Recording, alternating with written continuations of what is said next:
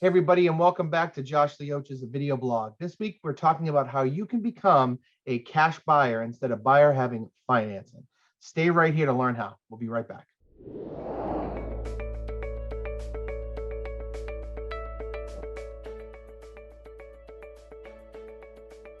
All right, welcome back. So I'd like to welcome our very special guest and sponsor, Rick Scheer, CEO of On2 Mortgage, to the show. Rick, thanks for being here, my friend. Hey man, thanks for having me as always. So Rick, as you've experienced with many of your clients, and I can say to anyone watching who's a buyer right now, you've probably, if you're out looking, you've probably lost a deal that had a buyer who was putting down a tremendous amount of money or buying that home cash. And you may have been frustrated with that because you were a buyer obtaining financing.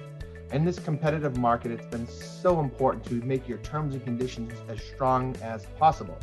Well, Rick Scheer and On2 Mortgage have rolled out a program for people in Massachusetts who qualify to turn themselves into a buyer who's obtaining financing into a cash buyer. So Rick's here to tell us all about this program and how you may be able to go through the qualification process. So Rick, take it away.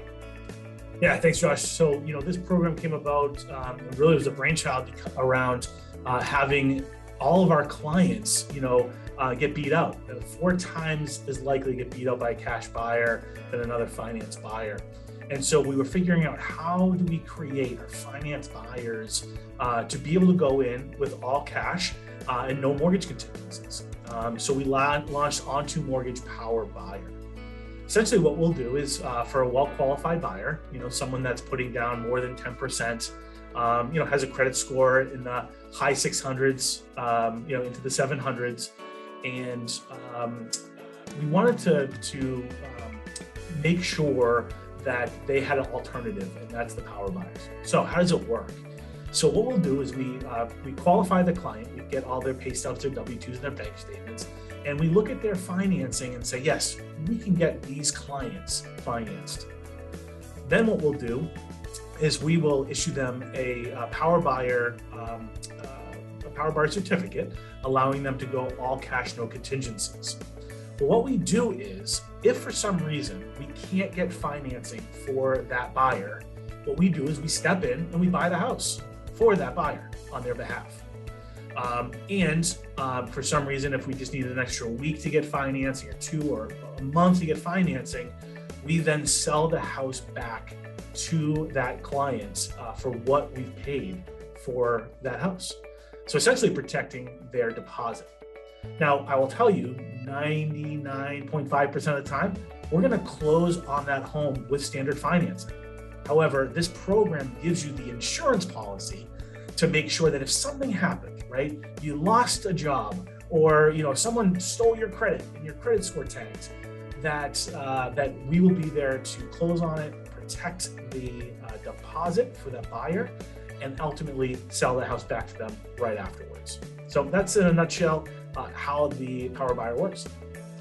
So sounds amazing. So just wanted to kind of make sure I'm wrapping my head around this correctly. So you're going to qualify someone who, as long as they meet certain criteria, you're going to qualify them to become a cash buyer, so that when they write, or per se, right, they're going to go write an offer, they're writing the offer, or they have a letter from you at the same time that says they're buying this home without financing.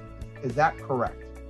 I wouldn't say without financing, but we're saying it, we're going to show up at that closing table no matter what happens on the day of closing, with either financing or cash, right? So as far as the seller goes, they know, hey, if we're closing on, June 1st, I don't care who's coming to the closing table. Is it going to be financing through On2 Mortgage, or is it going to be cash because we're going to come in and buy the home cash?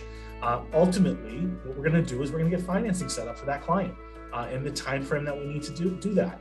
And so, like I said, 99.5% of the time, we're going to close on that with financing. However, this power buyer certificate that also comes along with proof of funds, right? The seller sees that we've got the funds to close cash on this property if we need to. Ultimately, we go get the financing, and and we don't need to actually close on the property. But here's the thing. There's so many buyers right now who are over offering, going way above asking price, because what they're doing is they're compensating for the fact that they're getting financing. Well, that kind of takes it off the table, right? If they're all cash, no contingencies, and they're ready to go, they don't have to go as high. right? Because there's a stronger offer for the sellers. So in those terms and conditions, when I'm writing the offer for the buyer, is there a financing contingency still involved, or is this going to really take that away? There's two contingencies that we have in there. One is an appraisal, the ability to let an appraiser in. Now, this is for informational purposes only. In other words, a buyer can't walk away from this transaction if the appraisal doesn't come in at value, or there's some issue with the home via the appraisal, right? It's for informational purposes only, because again, if we're getting financing, most of the time we're going to need an appraisal. Sometimes we don't, but sometimes we do. The second one is we just want to do a home inspection that just looks at the integrity of the foundation, right? We don't want any of our buyers to walk in and buy a house that's totally crumbling to the ground.